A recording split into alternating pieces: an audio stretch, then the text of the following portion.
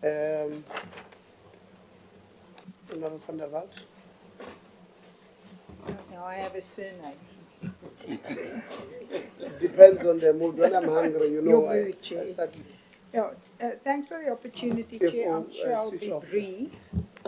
I just want to start by saying, making a comment, Chair, and if I look at this, I think there's something very huge missing in this relationship, and that is that you realize you're one team, with supposedly to have one goal, and that's to get students through varsity with good marks.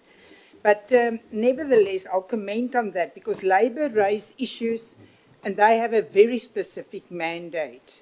SRC has got a very specific mandate, and if you want to march and protest, the country's constitution covers you no matter what policy says. That's the ultimate legislation, but your rights cannot infringe on anybody else's rights. That's what you must always remember. I'm not going to go into executive and management. I think you know what your role should be. I'm just very surprised, Chair. Over 100 policies to be written, etc., etc. Those things, I think we must stop concentrating on theory and get into the academics and practical. But I want to raise one thing, and that is your campus a danger? Because you have like just over 7,000 whatever students, 1,800 or 900 staff members, but you have 219 plus security guards. You've got drones. I read about the locks and whatever. You have, what else was there? 250 surveillance cameras. Remember, Chair, we did oversight and we went to a campus in Northwest where we also felt like we're in a war zone. That cannot be a conducive environment for learning and teaching. I'm very worried about that. So maybe just tell me, why is it necessary for such absolute security? For us, we take the safety of the students very importantly because we also know if anything happened to one of our students, it is just one too many. That's one. Secondly, we live in an area where we have our community just next door, next to the fence, and you've got, sometimes they come inside the campus either to strike, for example. It's one of the things that's never mentioned here with our infrastructure, where, for example, when we started the library, this community comes there with guns and everything, and they'll be looking for my office, for example, and why they haven't got the job. That is the truth of what is happening, where SMU is situated.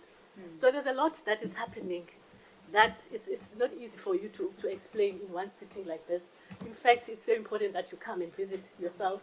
Then maybe what we're telling you will make a lot more sense. So you have to have that security for our students that stay on campus. On top of it, we have this vast piece of land. So you don't know. I mean, we've got land that has already been occupied by the community of Garankuwa. That was SMU land. So you've got to keep on protecting.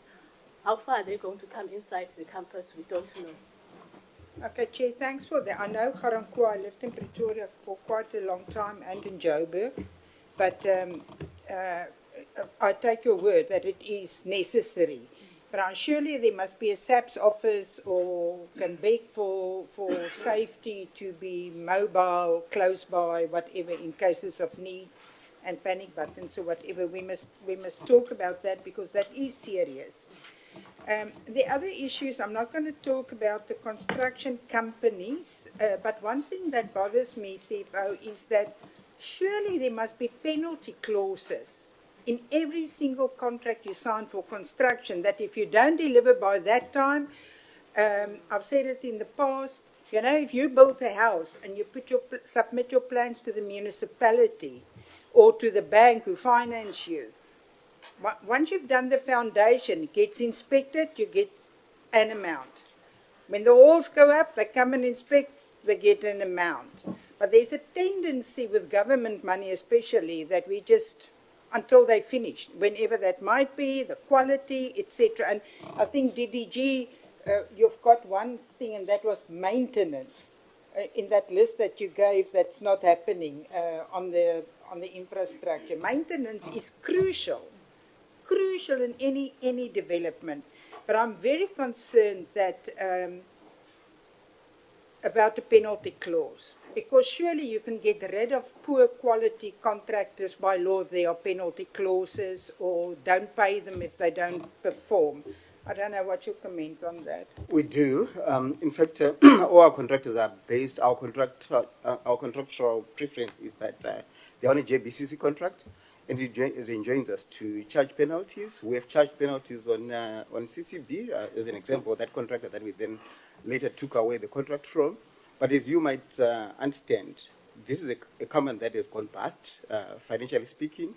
And for that reason, we only seek recourse from the guarantee that they've deposited with an insurance company, but also we have also sought recourse with the business rescue practitioner. That's all we could do under the circumstances.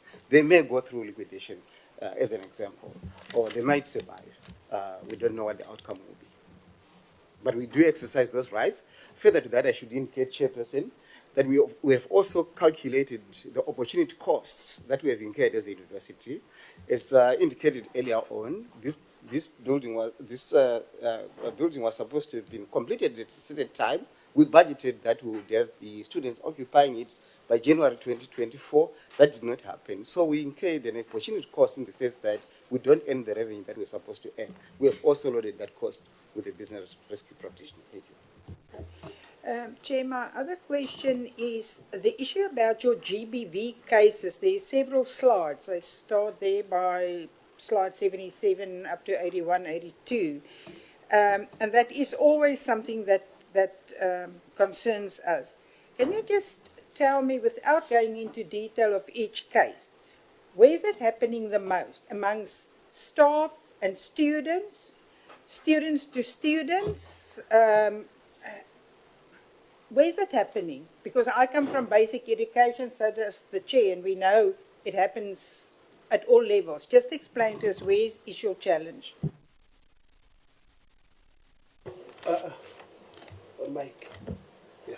Over 80% of those cases are students to students, or sometimes students' friends that they bring to residents, or sometimes they're okay outside of campus, because remember, our students also study in clinical platforms. So where they then meet other people in those clinical platforms, but majority of them affect students. Thank you, Chairperson. And then I want to say, let me leave it at that, Chair. It's fine. I'm fine with that. I'll go back to the policies and all those things. I think the one slide said your aim to do 100 policies by somewhere in 2024. Oh yeah, no, it was because remember when we moved from Medunsa, Limpopo, then SMU, when we became SMU, we didn't have not even one policy.